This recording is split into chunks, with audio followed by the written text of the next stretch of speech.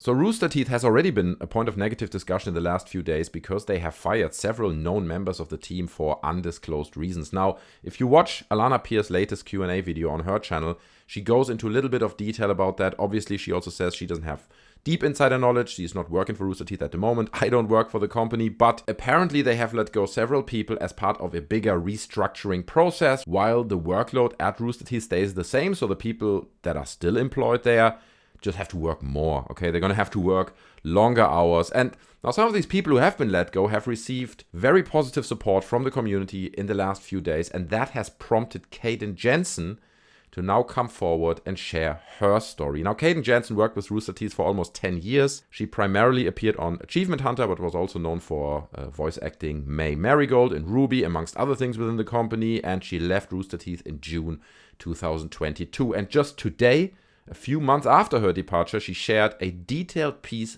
about some of her experiences that she had within the company, including some rather shocking details of what allegedly is really going on behind the scenes at Rooster Teeth. And I want to fly through this with you guys, but before you say, well, she's all just making it up. Okay, she's just lying. In the meantime, after she published her report, Gavin has published a statement basically confirming that what she's saying is true, and we're going to fly through that as well in the end of the video. Alanah Pearce has addressed it in her Q&A video, also kind of in between the lines confirming that what she says is true. So again, I don't work for Rooster Teeth. I don't claim to have any insider knowledge, but these kind of secondhand confirmations seem to indicate that what she says in this report is true. But let's fly through it. Let's read the whole thing because it is rather shocking. It is titled "My Final Words on Rooster Teeth," and just some of my experiences there, just some, okay? These are not all her experiences. This is just some of the stuff that she experienced there. So she says, "I've been waiting to say anything directly for a long time on this subject in hopes that something, anything would change and get better, but it's obvious that this is just how it is there.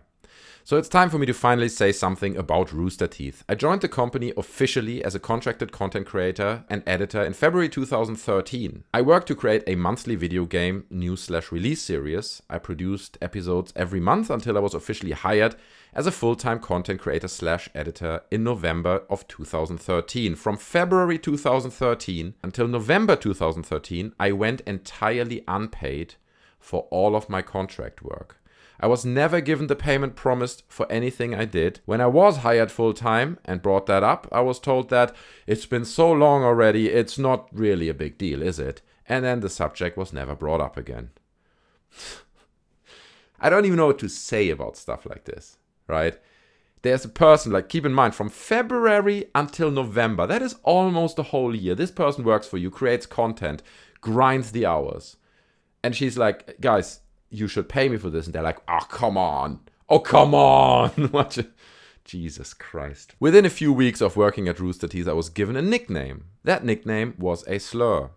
Every day I came into work, I was called you're going to have to read that word by yourself. It's even, censored here because it's a real slur. Now, it has to be mentioned that Kdin Jenzen came out as transgender in, I think, 2016. Correct me if I'm wrong in the comments. But obviously, this is a derogatory slur against someone who is a trans person. But they could not use that name in content, so when anyone was recording, I was called Fugs instead. For any fans who used that nickname for me for years, that's what you were calling me. I couldn't say anything about it. I had reported the use of that nickname for years to HR, and nothing was ever done about it. And the videos that use that nickname for me are still up. When Christmas rolled around, my first year in 2013, I was given a bonus of $100. Any money that I had at that time was extremely helpful as I had nearly nothing to my name. So I was grateful for it. But a long-time member of the company looked at me as I was handed my small bonus and scoffed, "Why do you get a bonus? You've only been here for 5 minutes." Jesus Christ. Like, first of all, $100 bonus? After grinding, and it is a grind. To work for these companies, especially when you're starting in your first year, you are grinding for sure, okay? You get $100, which is more like ridiculing you, okay? That's not really a bonus. I appreciate, she says, she needed any money at the time. She was happy to get $100, but that's like saying, "Oh, you want a bonus? How about $100? It's nothing. It's a joke. It's more offensive than anything else. But then on top of that, another long-term employee ridicules you for it and says, like, "Why are you even getting anything?" Jesus H. Christ. In my first years there, I would arrive at around 7 a.m., 2 hours before everyone else, to begin editing videos and would often have to stay until 9 p.m. to get as much work done as possible. This was actively encouraged so we could have a backlog of content, but I was always given rush orders to edit more important videos to go out either the same or the next day. That's when the crunch began for me, and it did not end. From that point on, harassment started. And not just towards me. Anytime I brought up mistreatment or that making fun of people in content only encourages the community to hate us, I was waved away saying, it's just a joke, bro. Ignore those comments. It's the same with like the derogatory slur we spoke about in the beginning, right? It's so typical, and it links back to other companies like Activision and Ubisoft, where we've seen like similar scandals, and they're doing these extremely insulting practices within the company, and then it's just like normalized by saying, it's just a joke.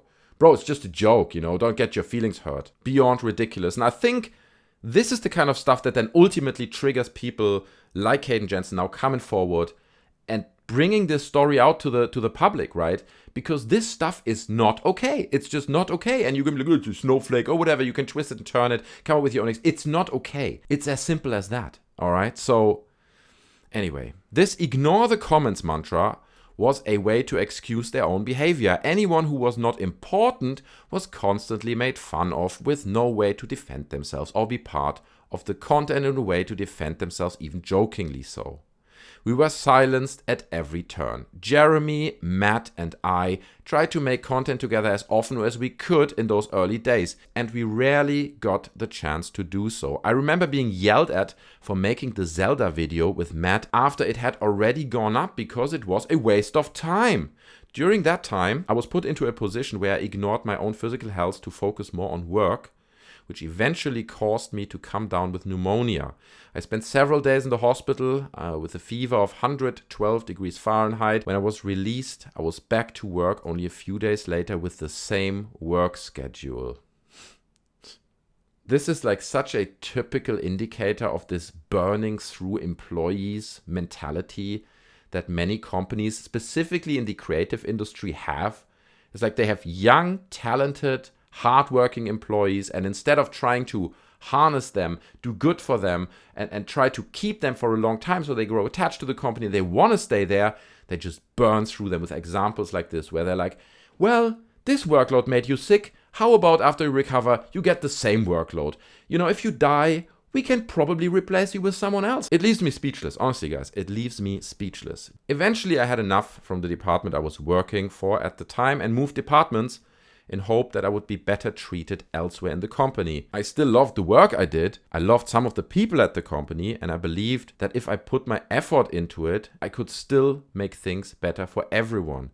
The department I transferred to promised me a producer job and show running their own podcast, while also being tasked to edit videos and sometimes write stories for the news channel. I was never given the producer position in that department. I was never allowed even near the podcast unless they were desperate for a last-minute person. I was entirely uncredited for anything I wrote for them, and I was pushed to edit 3 videos from start to finish every day with little to no turnaround time so they could be posted immediately. My hours in that department were 7 a.m. to 11 p.m., so in fact it actually got worse. I was crunching harder than before. I wasn't allowed to be in anything. I had my name removed from everything I worked on. I was put in an office where I was forgotten about and swept under the rug. People even in the company forgot I worked there with how sectioned off and pushed aside I was. In 2016, I came out as trans, and many people at the company publicly voiced their support on social media. Inside the company, however, things got worse. People had no idea how to deal with a trans woman, so I was interacted with even less and only trotted out every so often to show off we hire LGBTQIA+ people. Also so typical, right? Like, it's such a typical thing. It's like, you want to be seen as inclusive, right? As a company like Rooster Teeth, you definitely want to be inclusive, and you want to underline that at every opportunity. So it's like, oh, okay, we're going to have to talk about the LGBTQ community. Bring out the one trans person. Look, there she is. We have a trans person in our company. All right, wheel her back into the back of the office. Jesus Christ. Like, this is just... It's comical, it's ridiculous. If it wouldn't be so harsh on this person, it's just like a parody. It's like a terrible joke. That's how this sounds. It was only at this point where the nickname Fugs finally stopped being used all the time. 3 years of content with that name being used towards me, and all that content is still up. During that time, my acting manager began to harass me and lie to the community anytime I was planned to be on camera and couldn't show up. Many times it was said to the audience watching that I had already gone home when I was in the other room crunching to finish my job and the work of the manager. The harassment continued, and I began to spiral into a deep depression, wondering what I could do. I eventually reported it to HR, and the solution was that they brought in the manager who was harassing me into a 2-on-1 meeting where the manager said, "Oh, I'm sorry." And that was it. The way I was treated did not change at all and actively became worse. I then went to one of the founding fathers of the company to express my concerns and was told that I was too nice to work at Rooster Teeth, that I should just quit and find somewhere else to work. I was horrified. There's not many people who that could be, right? The founding fathers of the company. I'm not going to speculate who it might be, but it's not many people who that could be who could have made that statement. At the moment, I couldn't do anything but feel horrified and powerless. I was an out trans woman in Texas in 2018, and I was told to just quit and find somewhere else to work in Texas, a state that actively finds ways to keep our rights from us. Throughout my employment, I also struggled to get the company insurance to cover my transition, despite Rooster Teeth telling me that, oh, it's all good because of their inaction and lack of help in this matter. I amassed horrible amounts of medical debt despite being completely covered by them.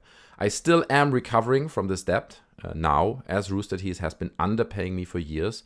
My raises were frozen by my manager at the time, and because of that, I never received proper raise even until I quit earlier this year. Until the end of 2020, I was paid around $40,000 per year as a producer/director, far below the industry standard. If not for the help of one person fighting for me to be paid properly, I wouldn't have gotten bumped up to the pay of the lowest paid person next to me, which was nearly $70,000. I was shocked that I was underpaid by nearly $30,000. During the 2019 layoffs, I was actually one of the people affected. I was very nearly laid off as well, but was told that either move to LA and work from there at the $40,000 per year rate, which was unlivable in LA. That's probably true. You can't live off that if you're in Los Angeles. Or be laid off immediately. I agreed to move to LA. Rooster Teeth said they would be giving me $5,000 moving costs to pick up my life and move to LA by March 2020. The money was never given to me, and then COVID forced the company into moving to remote, meaning my job was actually saved by COVID happening. Crunch during the height of COVID was monstrous. Every department was forced to push out more and more content and do more and more work to make up for the losses. Many of us were working 7 days a week and extremely long hours. I helped run the 2021 anniversary stream event, but in the middle of production, I had to undergo life-saving surgery, and I was told I needed at least 2 weeks of rest before going back to work. The person I was working with to schedule that event took credit for all the work I did up to that point and then blamed me for anything that went wrong with it because I wasn't doing my job while I was recovering from major surgery and was on mandated medical leave. BRGs, business resource groups, were created at this time to help with representation issues inside the company. I did everything I could to help other BRGs as well as the queer BRG I helped lead. By mid-2021, I was told I've done enough for the queer community, which hurt to hear, as I felt we had barely accomplished anything and were still struggling to have accurate representation on screen, as most of our Pride stream events featured mostly cis and hetero talent still. During this time, there was loads of outspokenness for the mistreatment of minority groups inside Rooster Teeth from former employees. Lots of fans asked, why didn't you all do anything about it? To which I say, actual ground level employees did everything they could, but we could only do so much. At that moment, I asked for transparency for how others, not just 1 or 2 employees, were treated in the company, myself included, and was essentially told that the company is going through a rough time right now, just leave it alone. How I was being treated and how others were being treated was once again swept under the rug. I left Rooster Teeth because despite thinking I could make a positive change in the company, they proved that I couldn't. Every step of the way, from 2013 until 2022. I did what I could to help my fellow employees make positive change and help the industry. It's also worth mentioning that for every bit of voiceover I did before I left Rooster Teeth, I wasn't actually paid for any of it under the idea that I was an employee, so I don't need to pay for voiceover. In that case, and the way I was viewed, I was paid less than $30 per hour for each of my voiceover sessions, which is still well below the industry standard, but I was ultimately silenced and pushed aside. This is all really just the surface level. There's so much more I want to say, but honestly, it's all so exhausting at this point, and I've done everything I can. I still struggle regularly with the emotional, mental, physical, and financial damage that was done to me over those years. There are good people still working there. I'm friends with them, and I wish them the best. And that's the statement from Kdin Jenzen. And I think on one hand, it probably sadly has to be said that a lot of this stuff is happening in a lot of creative companies, but that doesn't excuse this kind of treatment. It is absolutely despicable. And I think especially a company like Rooster Teeth, who used to be an icon for like connecting with the community, being very tolerant, respecting their employees, creating great content, and being this kind of dream social media company, this image that they created for themselves, to read stories like this just tells you, or tells me at least, that it's basically all a lie. It's basically all just a facade. Okay, again, I didn't work at Rooster Teeth. I don't know if everything she says here is like accurate. But if it is, then it's not different than, I don't know, let's say a bank who tries to come up with a nice, beautiful little image film and put stuff out there so that people hopefully get the idea that this bank is really there for the people, when obviously nothing within this corporation has the actual interest of doing something for the people. Right? And when a bank does it, it's kind of expected. But if a company like Rooster Teeth does it, and it gets exposed in this way with such clear-cut words here in a statement like that, it's just shocking. It's nothing short of shocking. And it really makes you doubt whether there's any company or corporation out there that has actually like an aspect of genuinity or like realness to it, or is all of it just like a beautiful facade that behind the scenes is actually like a hellhole of despicable behavior and just mistreatment like this. It's horrible. But let's quickly read the response from Gavin Free, okay? Because just a few hours after Kdin released this statement, he had the following to say. Today, Kdin continued an important conversation that I've referred to vaguely in the past, and rather than tweet something vague or just attempt to push forward, today I want to stop and take full responsibility for my past behavior at Rooster Teeth. Firstly, I don't want anything I say here to be construed as an excuse. There simply aren't any excuses for my past behavior. In the past, I certainly played a role in other people's unhappiness with my bad attempts at humor, and I look back at these moments with disgust in myself. I'm absolutely shocked by what I used to think could pass as a comedy or as us just joking around. I used to think that I could say or do offensive things because those around me knew it was beyond absurd and I wouldn't speak that way. Basically, the intent was to shock, and the content of my character would excuse it.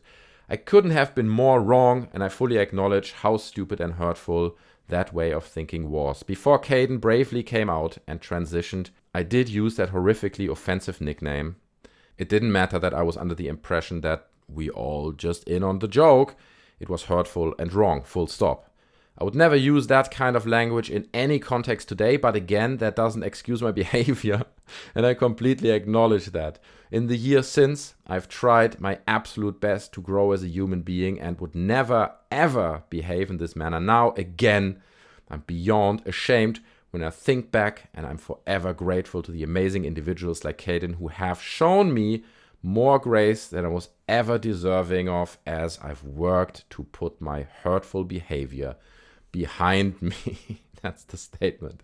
And it's like, okay, fair enough, right? It's better than saying nothing. I appreciate that apparently he's genuinely sorry, okay? And I don't think this has been written by the upper management and H&R and everyone checked it, and it's like, but you just can't say anything in a moment like that that kind of puts your stuff right. On one hand, he's acknowledging that he was one of the people who used that slur, who thought it was funny at the time. And again, you kind of have to put it in the times, right? That time maybe people just use different terms, but there is just no excuse to do it.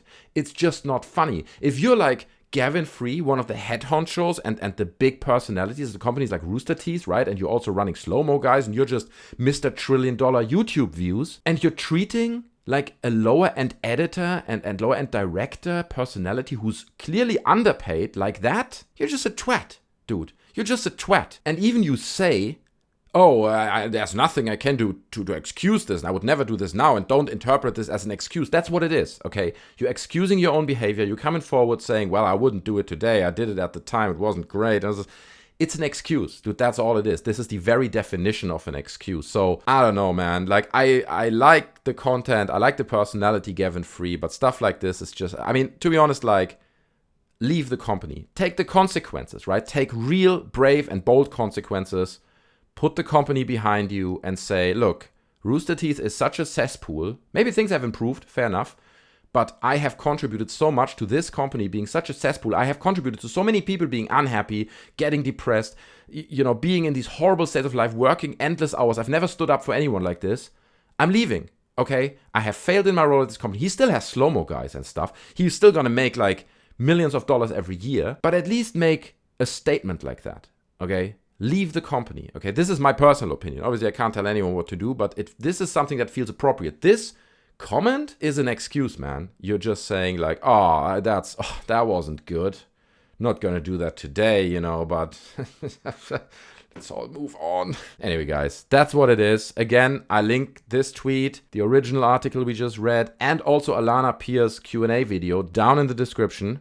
So you can go and watch that because Alanah addresses it a bit more and also sheds a bit more light on like the current restructuring that's going on at Rooster Teeth. It's quite interesting what she has to say there. So go watch that video if you want to dive deeper. I very much appreciate your time and making it all the way to the end and watching this video, staying here with me. And man, it's a sad story. It's not looking good for Rooster Teeth. And I hope that despite all the sadness in this story, you still enjoyed the video. If you did, please leave a like. Okay, it really helps the channel out. You can subscribe whenever things like this happen. I try to stay up to date on the Rooster Teeth, on the descent of Rooster Teeth, if you want to call it that. But anyway, guys, I hope you enjoyed the video. I'm going to end it here now. Smash like, subscribe. I'll see you in the next one. I'm out. Bye.